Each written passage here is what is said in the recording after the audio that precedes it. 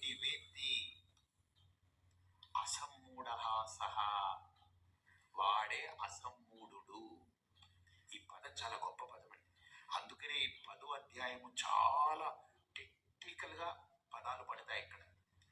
దాన్ని ఎలా పడితే అలా మాట్లాడడానికి కుదరదు. ఈ 10వ అధ్యాయం విభూతి యోగం, ఇది చాలా టెక్నికల్ గా పదాలు వాడారు. ఇది తెలుసుకోక ఔపాధికంగా పరిమితమయ్యామనుకోండి, అంతే దొరికిపోతాం.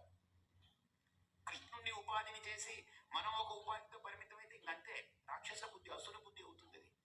నిరుపాధిక బుద్ధి, తాత్విక బుద్ధితో వెళ్ళగలిగితేనే మహర్షి స్థానం మనకు లభిస్తుంది.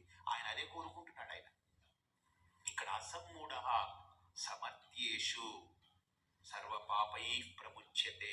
ఎంత అద్భుతమైన టెక్నికల్ లైన్ చూడండి. ఏంటంటే అసమ్మూఢ అంటే మూఢుడు అంటే అర్థం ఏం తెలుసా అండి? ఉన్నదాన్ని ఉన్నట్టుగా గుర్తించలేకపోవడం మూఢత్వం. ఇప్పుడు తాడుంది, తాడుని తాడుగా గుర్తించలేకపోవడం